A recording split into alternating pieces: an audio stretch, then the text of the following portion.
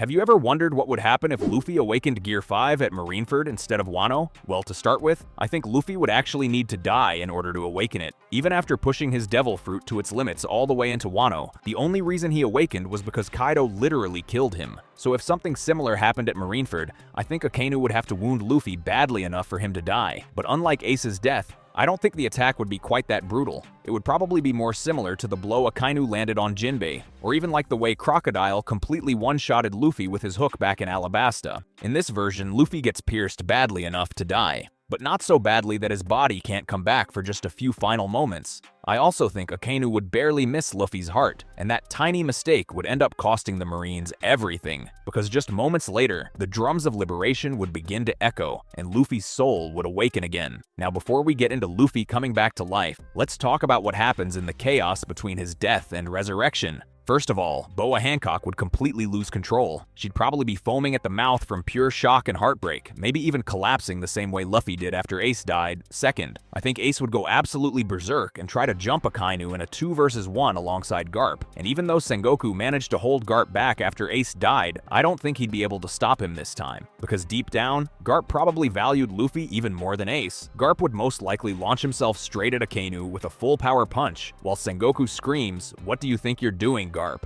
And during that fight, I could genuinely see Garp landing a hit on Akainu while yelling through tears, "Look at what you've done. I told you idiots to become Marines, and now look at what happened." Ace would probably be crying too, saying something like, "I'm sorry, old man. I never wanted this to happen." And while Garp and Ace are trying to tear Akainu apart, Aokaji would most likely stand back and let Garp do his thing out of respect, since Garp was basically his mentor. But Kizaru would definitely step in to stop them. Whitebeard sees Kizaru about to strike his son, steps in front of him, and then slams Kizaru straight into the ground just like he did to Akainu. And this is the exact moment Marineford truly starts falling apart. After that, Whitebeard yells out to Ace and the others, "I told you idiots to get out of here." Then he looks directly at Ace and says, "If you don't want your brother to die in vain, then escape while you still can.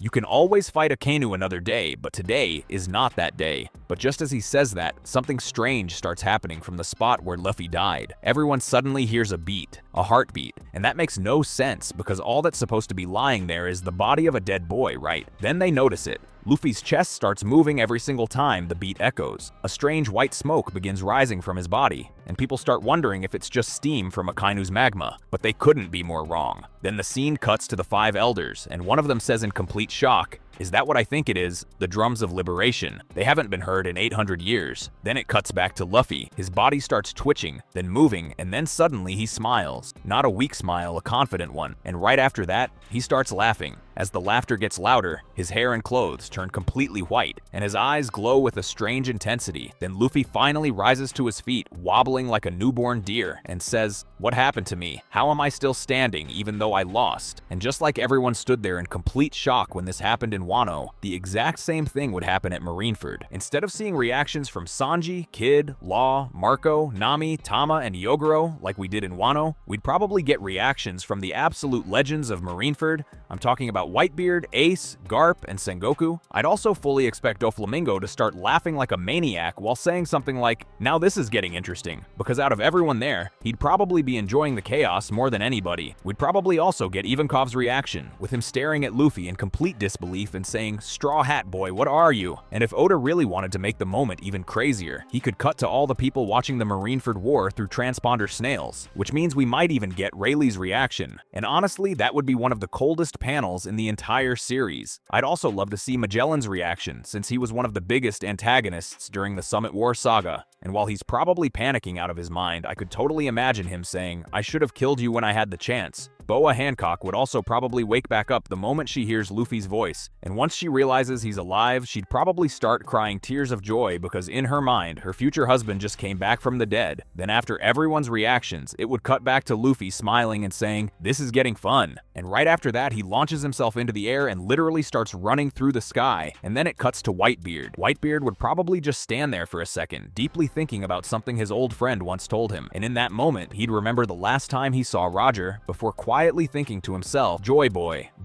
is real. Meanwhile, Luffy is just bouncing and running around in the sky like he's having the time of his life until he suddenly says, oh yeah, that's right, I'm in the middle of a war to save Ace. And the second he says that, his eyes literally pop out of his head. Then right after that, Garp, Whitebeard, Ace, Kizaru, Aokiji, Akainu, Marco, Boa, and even Sengoku all have their eyes pop out too. Even Buggy would just be staring in complete shock before snapping back and saying, wait, mine are supposed to do that, but not everyone else's. And after that, I think Luffy would instantly lock onto Akainu, because at that point, he'd be the biggest threat on the battlefield and the one standing in the way of Ace's survival. But before the war kicks off again, we first need to ask the real question: how strong would Marineford Gear 5 actually be? And honestly, that's kind of hard to answer, because this version of Luffy wouldn't have nearly as much experience, training, or haki mastery as he had in Wano, but even then, the awakening itself should still massively boost his physical power and freedom. We know that's true, because Luffy literally says that in this form, he feels like he can finally do everything he ever wanted to do. And honestly, saying Gear 5 just makes him physically stronger is a huge understatement, because in Wano, this man was able to grab Dragon Kaido, leap into the air while holding him, swing him around like a ragdoll, and repeatedly slam his head straight into the ground. On top of that, Luffy is even able to use Kaido like a jump rope. And honestly, I think the most accurate way to describe Gear 5 isn't just that it makes Luffy stronger, it's that it turns him into the physically strongest person in the entire world. Seriously, just think about how massive Dragon Kaido is and how much he should weigh. Could Garp or even Prime Whitebeard casually swing Dragon Kaido around like that? Personally, I don't think so. And that exact kind of raw physical power would still exist at Marineford, because haki doesn't really increase your base physical strength like that. It mainly boosts your combat effectiveness, defense, and offensive power. Another massively underrated ability of Gear 5 is just how absurdly durable Luffy becomes. Yamato even points out that Luffy took the full force of Kaido's blast breath head on, which means he didn't even properly block it with haki. And after tanking that attack, he basically shrugs it off and goes right back at Kaido like nothing happened. And the craziest part is, he didn't just do that once, he tanked another blast breath later in the fight too. So if we apply that kind of durability to Marineford, then Luffy should realistically be able to tank a lot of Kizaru's light attacks, Aokiji's ice-based moves, and maybe even survive some of Akainu's magma attacks depending on where they land. But his durability gets even crazier than that. Luffy was also able to take direct hits from Kaido, while Kaido was using Advanced Conqueror's haki and Armament haki. And again, Luffy wasn't perfectly guarding every single one of those attacks. He was taking a lot of them straight to the body. And honestly, how he kept getting back up after that is beyond me, because don't forget, Gear 4 Luffy got one-shotted by one of Kaido's attacks earlier in the story, which means Gear 5's durability is on an entirely different level. So based on feats like that, I'd expect Marineford Gear 5 Luffy to be able to survive attacks from monsters like Garp, Sengoku, and even Whitebeard far better than almost anyone else on that battlefield. And that alone would instantly make him one of the biggest threats in the entire war. And that's even crazier when you remember Marco was able to survive insane attacks too, and he was doing it without the kind of raw, overwhelming power Gear 5 gives Luffy. So honestly, Luffy's offense in this form would probably be even more dangerous than Marco's. And if we really look back at pre-time skip Luffy, people seriously underestimate how strong he already was. Even without haki, he still defeated Crocodile, Enel, Rob Lucci, and Moria. At the absolute bare minimum, that version of Luffy was already operating around Warlord level. So if you suddenly gave that same Luffy Gear 5, he'd probably jump all the way up to at least 1st Division Commander level, if not even higher. And don't forget one of the most broken parts of his awakening, Luffy can turn things around him into rubber, which means he might not even need haki just to interact with a Logia user the same way he normally would. But then we get to the most ridiculous part of Gear 5, the fact that Luffy can basically do almost anything as long as he can imagine it. If he wants to grab lightning and throw it, he can. If he wants to run through the air, he can. If he wants to bounce Kaido's blast breath right back at him, he can. If he wants to marry the most beautiful woman in the world, he can. Okay, never mind, that one isn't because of Gear 5. That's just because of his natural riz. But jokes aside, Marineford Gear 5 Luffy would be an absolute nightmare for the Marines. He'd probably be bouncing Kizaru's light beams right back at them, turning the battlefield into total chaos. And he'd almost definitely use his giant form too. And remember, even Gear 3's giant punch was already stated to hit way harder than a normal punch. So just imagine how much stronger Luffy's entire body becomes when his whole body turns giant while he's in Gear 5. That would be completely absurd. So now that we've gone over just how strong Marineford Gear 5 Luffy would be, let's get back to the actual fight, because right where we left off, Luffy would be charging straight at Akainu, who at that point would still be locked in combat with Ace. And just like we saw Wano Gear 5 go completely crazy against a Yonko, this is where Marineford Gear 5 would finally start going insane. I think Luffy would do something very similar to Akainu, and this would instantly show everyone just how much stronger he's become. The very first thing I could see him doing is turning Akainu's body rubbery and then punching straight through his his face the same way he did to Kaido. Now obviously this wouldn't hit nearly as hard as it did in Wano, since Marineford Luffy wouldn't have advanced Conqueror's Haki, but even then I still think it would do solid damage and completely shock everyone watching. Right after that, he'd probably follow it up with a full Gear 5 Gatling and send Akainu crashing straight into the ground. But realistically, I don't think that would keep Akainu down for long. He'd most likely get right back up and immediately throw out the same magma punch that killed Luffy the first time. But this time, Luffy dodges it with Gear 5's ridiculous speed and just laughs while saying something like, "Not this time." And honestly, that would probably be one of the coldest moments in the entire war. But then I think Garp would step in and tell Luffy something important, that even with this new power, without strong Haki, he's still not fully ready to beat Akainu head on. So instead, Garp would likely tell him to grab Ace and get out of there while they still can. Because even though Luffy came back to life, Garp himself would still have no choice but to keep fighting Akainu. At that point, he's already gone too far. He's openly turned against the Marines and the world government, so there's no going back anymore. So while Luffy and Ace try to escape, I think Sengoku would immediately send the strongest Marines available after them. That would probably include Aokaji, multiple Vice Admirals, and even members of the Giant Squad. And just like before, Whitebeard would step in once again to protect Ace and would most likely take Aokaji on himself, which means at that point, the path ahead for Luffy and Ace would be blocked by the Vice Admirals and the Giants. I think Ace would take on some of the Vice Admirals, while Luffy would probably handle the Giants by himself, and this is where we'd really get to see just how absurd Gear 5's raw strength is. I can totally imagine Luffy grabbing the Giant Squad and swinging them around the same way he swung Kaido. This would also be the perfect moment for him to use his Giant form, because if regular Giant attacks were already powerful before, then Gear 5 Giant form at Marineford would be an absolute disaster for the battlefield. And like I said earlier, Kizaru would have already been smashed underground by Whitebeard's attack, but there's no way he stays down for long. He'd probably come flying right back up around this point, making him the next major opponent standing in Luffy and Ace's way, and this is exactly where Luffy's dream power side of Gear 5 would start becoming a real problem for the Marines, because once Kizaru shows up, Luffy would basically start doing whatever he wants. I could absolutely see him bouncing Kizaru's light attacks right back at him, or even redirecting them into other Marines by accident. If we compare this to what Luffy does later against Kizaru, then I think Marineford Gear 5 would pull off some very similar moves. Just like how Luffy later turned Kizaru rubbery, I think he'd do the exact same thing here. Grab him, stretch him out, and then launch him straight into Marineford headquarters. I could also see Luffy using that same ridiculous blocking technique against Kizaru's light attacks. The same kind of goofy but overpowered defense he later showed off in Egghead. And after Luffy gets his turn having fun with Kizaru, I think Ace would also finally get a real shot at fighting him too, because out of all three admirals, Kizaru is basically the only one we never really got to see Ace seriously go up against. So I think this would actually be a really cool fight to see. This would be one of those battles where Ace would have to rely much more on Haki, because while his fire was able to overpower Aokiji's ice, it probably wouldn't be nearly as effective against light. And honestly, I think Ace would still be able to hold his own against Kizaru, because from everything we've seen, there's nothing that clearly proves Kizaru is overwhelmingly stronger than Ace, to the point where Ace would just get destroyed instantly, so this fight would probably be a lot more competitive than people think. At the same time, Whitebeard would still be screaming at all of his sons to get out of Marineford. But just like before, that's way easier said than done. It would basically play out the same way Jinbe said it in the original war. The Marines are specifically targeting Ace and Luffy, and because of that, escaping wouldn't be as simple as just turning around and running. Whitebeard's final wish would still be the same. He'd want his sons to get away alive, no matter what it costs him. And in this hypothetical, I think he'd still carry that exact same mindset all the way to the end. So yes, even with Gear 5 Luffy changing the battlefield completely, I still think Whitebeard would be fully prepared to take Marineford down with him. If that's what it took to make sure his family escaped, I think Whitebeard's plan would once again be to sink Marineford so his sons could escape. And something that would be insanely cool to see is Whitebeard telling everyone that plan, only for Luffy to step in and tell the old man that he wants to attack alongside him. Because if we really think about it, Gear 5 Luffy should theoretically be able to create something almost like an earthquake too. Since he can turn his surroundings into rubber, he could potentially make the entire ground of Marineford elastic. And once he does that, all he'd really have to do is shake it, slam it, or force it to bounce violently. Now imagine that combined with Whitebeard's quake powers. If Luffy's awakening and Whitebeard's Gura no Mi were used together at the same time, they could probably destroy the entire island of Marineford. Like, not damage it, completely erase it. And I think at that point, everyone on the battlefield, Marines and pirates alike, would start seriously wondering if they need to evacuate immediately. It would also force the Whitebeard pirates to finally take their captain seriously when he screams at them to get out and save themselves. Because once Whitebeard and Gear 5 Luffy start tearing apart the entire island together, nobody would be able to ignore it anymore. But I also think this is probably around the point where Luffy would start running out of energy, because one thing we know for sure is that Gear 5 burns through stamina insanely fast. So eventually Luffy Luffy would probably collapse, or at least become too drained to keep fighting properly. And once that happens, Ace would have no choice but to stop fighting Kizaru and focus entirely on getting his little brother out of there alive. At that point, Ace would probably have to carry Luffy himself and make sure he doesn't get hit while they try to escape the collapsing battlefield. So at this point, the battlefield would be in complete chaos. Whitebeard is fighting Aokiji and tearing through the marine forces. Garp is still going at Akainu. Ace is desperately trying to protect Luffy. Luffy is completely drained and out of energy. The Whitebeard pirates are fighting for their lives while also trying to escape. Marineford itself is literally falling apart, and Sengoku is probably stressing so hard that his hair is turning even whiter by the second. And then the absolute worst possible thing happens. Blackbeard shows up, and honestly, I think his arrival would still play out somewhat similarly to how it did in canon Marineford. Once Teach appears, I think Whitebeard would either finish dealing with Aokiji somehow or force enough distance to stop fighting him altogether, because the moment he sees Blackbeard, that becomes his only target. But before going after him, I think Whitebeard would do one massive final move and split Marineford in half, creating a huge divide between himself and the Marines and the rest of his crew trying to escape. That way he'd be making sure his sons had at least one real chance to get away alive. And this is also where I think one major difference happens. Whitebeard would have to scream at Ace not to chase Blackbeard again, just like he once yelled at Marco. Now yes, Ace is insanely stubborn, but this time he'd have no choice but to listen, because the entire Summit War basically happened because Ace went after Blackbeard in the first place, and after everything that just happened, especially after Luffy literally died and came back to life, there's no way Ace would risk his brother again for his own revenge. At this point, Ace's #1 priority would be getting Luffy out alive, so I think Whitebeard would tell Ace something like, "Fight Teach another day, just not today." Other than that, I think Blackbeard versus Whitebeard would still mostly go the same way as it did in the original. The only real difference is that Blackbeard and his crew would probably need to hit Whitebeard with even more attacks this time, since in this version, Whitebeard wouldn't have already lost part of his head to Akainu, but even then he'd still be standing there on the edge of death. I think Whitebeard would still say his legendary final words right before he dies, but in this version, those words would hit even harder, because now, Whitebeard would die knowing that Joy Boy is real. After seeing what happened with Luffy, he'd probably realize that everything Roger once told him was true all along, and that makes his final speech feel even more powerful, because now it's not just the words of a dying legend, it's the confirmation of a truth that's been waiting 800 years. And I also think the moment where Whitebeard tells Teach, "You're not the man Roger is waiting for," would hit way harder too, because now we know Roger wasn't just waiting for anyone, he was waiting for Joy Boy. So when Whitebeard says that to Blackbeard, it would feel even more brutal than it already did in canon. And once Whitebeard dies at Blackbeard's hands, Ace would hate Teach more than ever. That hatred would only grow stronger, and it would probably set up a massive future event later on in the story. But even then, I still think Ace would stick to the plan and focus on escaping with Luffy, because after everything that's happened, he'd know his brother's life comes first. At the same time, Akainu would still be doing absolutely everything he can to kill both Luffy and Ace, even while fighting Garp. And at some point during all that chaos, he'd fire off a magma attack toward them that hits both of them, similar to how Jinbei and Luffy were struck in the original story. And this is probably how Luffy would still end up getting his chest scar in this version too. I also think that even though Ace is a Logia user, he would intentionally try to block the magma attack himself, because he wouldn't want even a single part of it reaching Luffy. Now he probably wouldn't be able to stop all of it, but he would still succeed in doing the most important thing, saving Luffy's life, because if Ace had just let the attack pass through him using his Logia abilities, that magma blast would have gone straight into Luffy and probably melted right through his body. I honestly don't think Luffy would have been able to survive that attack in the condition he'd be in at this point. And if that happens, then I think Garp would genuinely try to kill Sakazuki right then and there, because in that moment, Garp would realize it's come down to one thing: either Akainu dies or his grandsons do. And honestly, that would push Garp past the point of holding back. But in this scenario, the question becomes even bigger. Do you guys think Garp was capable of killing Akainu at that point in the story? And more importantly, do you think he actually would have done it, even if Luffy and Ace both survived? Because if Garp truly went all out, I'm not gonna lie, I think he'd have a very real chance of killing him, especially when you remember Akainu was already worn down after taking damage from Whitebeard. So let me know what you think in the comments, because this is one of those debates that could go either way. And while all of that is happening, Blackbeard is over there doing what he came to do with Whitebeard's body. Sengoku is screaming at Garp while also desperately trying to figure out how to save what's left of the island. The Whitebeard pirates are trying to escape, and Kizaru, Aokiji, and the Marines are doing everything they can to stop them before they get away. At this point, the situation would be complete madness, because now the Marines wouldn't just be trying to stop the Whitebeard pirates, they'd also be trying to save themselves. I think around here, Aokiji would probably try to freeze large parts of Marineford to stop the island from collapsing any further, and honestly, that would make a lot of sense. But at the same time, he wouldn't be able to freeze everything, because if he went too far, he'd risk trapping or killing his fellow Marines too, so his ice would probably stabilize parts of the battlefield for a little while, but not for long, because then Blackbeard would shock everyone by unleashing the power of the Gura Gura no Mi, and the moment he does, all the ice Aokiji created would start cracking apart, and that would make Marineford even more unstable than it already was. At that point, the entire island would basically become a ticking time bomb, something that could sink at any second. Then Sengoku and Blackbeard would most likely have their clash, with Sengoku doing everything he can to stop Teach from causing even more destruction. But right around here, everyone on the battlefield would suddenly notice someone approaching from the direction of the red line, and that's when things would get even worse, because the man the five elders would send to eliminate Joy Boy would most likely be none other than Saint Figurland Garling. And if the Gorosei were going to trust anyone with a mission like that, Garling makes the most sense. He's powerful enough to make an impact even on a battlefield like Marineford, and he's also exactly the kind of person who would want Joy Boy erased just as badly as they do. So the second Garling appears, the entire battlefield would instantly realize that this war just got even more dangerous than before. He'd probably arrive and immediately say something like, "Where is that Straw Hat Boy?" At that point, the Whitebeard pirates would probably feel a chill the moment they see him. They might not fully understand who he is or why he came, but they definitely know he's bad news, and even with all of that happening, they'd still be desperately trying to escape. I think this is also the moment where Kobe would finally step up and give his speech about ending the war to save lives. He'd probably shout that Whitebeard is already dead, that the battle has already gone too far, and that there are still countless wounded soldiers who can be saved if they stop now. He'd also point out that if they keep fighting any longer, everyone still left on the island is at serious risk of sinking along with Marineford itself. And after Kobe says all of that, instead of Akainu trying to kill him like in canon, I think Figurland Garling would be the one to do it here, because from Garling's perspective, Kobe would be standing in the way of what really matters, wiping out every pirate and every threat to the world government, and Garling probably wouldn't care at all if Marines died too. He's exactly the kind of monster who would see ordinary humans as beneath him, and their lives as completely disposable. So just as he's about to slice Kobe's head off, Shanks blocks the attack, and that would be an absolutely jaw-dropping moment, because now it's not just pirate versus world government anymore. It's son versus father, family versus family, and Figureland versus Figureland. Garling would probably be furious seeing his own son stand in his way, not just to protect Kobe, but also to stop him from reaching Joy Boy, and Shanks would still say everything he said back in Marineford. He'd still step onto the battlefield, stop the war, and tell everyone that if anyone still wants to keep fighting, then they can fight him instead. And during all of this, Luffy would most likely have already escaped alongside Ace, Law, and possibly Jinbei as well. And of course, Boa Hancock would absolutely be following right behind them just to make sure Luffy is okay. I think this time the war would finally end, not because one side wins, but because everyone would be forced to evacuate before Marineford completely sinks. And this version of the Marineford incident could end up becoming the next forgotten island tragedy. Just like how Rocks was at the center of an event that was basically erased from history, Whitebeard could end up being remembered the exact same way here, because if Marineford is destroyed badly enough, the island itself might practically vanish from the world. And if that happens, I could absolutely see the world government trying to wipe the entire incident from the history books, especially because Nika would have been involved. I mean, they already tried to cover up what happened at Impel Down, so it wouldn't be surprising at all if they tried to do the same thing here too. Now obviously it would be way harder this time since the whole world was basically watching the war live, but knowing the world government, they'd still try. I also think Garling would eventually stop fighting once he realizes that Joy Boy has already escaped. At that point, continuing the battle would be pointless. It would be a pretty insane parallel if Garling looked at Shanks and said something like, "The only reason I'm not continuing this is because it's you, Red Hair." Because if Shanks really is connected to him by blood, and if he still has ties to the Gorosei in some way, then Garling might hesitate to fully go through with fighting him there. And for the most part, that's what I think would have happened if Luffy awakened Gear 5 at Marineford. But now, let's talk about the aftermath. Law would most likely still play a major role in saving Luffy's life, and if Jinbei didn't escape on Law's submarine with Ace and Luffy, then he'd probably end up leaving with Boa Hancock and Ivankov instead. Boa would almost definitely take them all back to Amazon Lily, since that would be one of the safest places to hide Luffy and Ace from the world government. Then Luffy, Ace, and Jinbei would probably spend some time recovering from everything that happened, and once they finally start healing up, Rayleigh would show up. I think Rayleigh would want to help Luffy even more after seeing what he really is, and he would convince Luffy to go through with the 2-year training period, because when you really think about it, the thing that truly broke Luffy wasn't just that he failed to save Ace, it was the fact that he and his crew never even stood a chance against the world's top powers back at Sabayoti. That's the real reason the time skip still happens. So even if Ace survives in this version, Luffy would realize that if he wants to protect the people he cares about, he needs to become much stronger and actually learn how to control the power he just awakened. And if the Straw Hats still take that 2-year break, then honestly not much changes for the crew overall. The biggest difference would be Luffy himself, because by the start of the time skip, he'd already be an absolute monster. Now I don't think he'd come back post-Wano level strong or anything crazy like that, but he'd probably return at least around the level of post-Whole Cake Island Luffy, maybe even stronger depending on how well he learns to control Gear 5. And while he would definitely gain haki during those 2 years, he'd still need time to develop the advanced versions of it, like Future Sight, Advanced Armament, and eventually Advanced Conqueror's Haki. I also think it raises a really interesting question. Would Luffy even create Gear 4 in this timeline? Because if he already has access to Gear 5, then there's honestly way less reason for him to invent something like Gear 4 in the first place. He might still create it as a more stamina-efficient form, but it's also very possible that he'd spend the entire time skip just trying to master Gear 5 instead. And if that happens, then fights later in the story would go absolutely insane. Like imagine Dressrosa in this timeline, because that would literally become Nika taking down a celestial dragon king. I also wonder if Luffy would end up using Gear 5 all the way back on Fishman Island, and if that happened, we could get an insanely cool moment where the Sea Kings have their own version of Zunesha's reaction and say something like, "I hear the drums of liberation Joy Boy is here for the first time in 800 years. Now honestly, that scene probably wouldn't actually happen, mostly because Luffy didn't even need Gear 4 to beat Hody Jones, but even so, it would still be an incredible moment to imagine. Another huge change in the story would definitely be Ace versus Blackbeard's legacy after the war, because if Ace survives, then I think there's a very good chance that he and Marco would team up during the Payback War, and with Ace there, I think the Whitebeard remnants would have managed to hold on to a few more of Whitebeard's territories for a lot longer. They'd probably keep places like Fishman Island under their protection too. Now I still think Blackbeard would most likely win the Payback War in the end, but with Ace involved, it would be a much closer fight than it was in canon, and if Ace survives all the way into the post-timeskip era, then he would become one of the strongest characters in the entire series. By the time of the Egghead arc, Ace would probably be operating at Yonko Commander Plus, or even straight up Yonko level, and depending on how much he grows, there's even a chance he could be stronger than Luffy for a while. I also think one of the most interesting possibilities is whether Ace would eventually go to Wano, because we already know Ace always wanted to take down Kaido, and if he actually made it there later in the story, that would completely change the Wano arc in a massive way. Another huge change in this timeline would be Garp himself, because the second he openly turns on Akainu at Marineford, he'd basically be treated like a criminal by the world government. Now, yes, they'd probably try to arrest him, but let's be honest, Garp is not the kind of man you just casually arrest and keep locked up. If they actually tried, he'd most likely break out with ease, and that would create a massive change in the story, especially when it comes to Kobe, because if Garp is no longer officially with the Marines, then the question becomes who trains Kobe after that. I also wonder whether Garp would completely cut ties with the Marines, or if he'd still have some kind of secret connection to them from the shadows. Maybe he'd even end up joining the Revolutionary Army at some point, or maybe he'd just do his own thing entirely, almost like a one-man vigilante, going around crushing pirates and corrupt forces without officially belonging to anyone. On the other hand, if Akainu survives Marineford, then he'd most likely still go on to become Fleet Admiral just like in canon, but if Garp actually manages to kill him, then that position would almost definitely go to Aokiji instead, and that would be a gigantic change to the story, because if Aokiji becomes Fleet Admiral, then that likely means he never leaves the Marines, and if that happens, he probably never ends up working with Blackbeard either. Another really big change would be Sabo, because if Ace survives, then Sabo most likely never gets the Mera Mera no Mi. Instead, he'd probably reunite with Ace during the time skip after getting his memories back, which would honestly be one of the most emotional reunions in the entire series. And that also raises another interesting question. Do you guys think Sabo is eventually going to get Conqueror's Haki?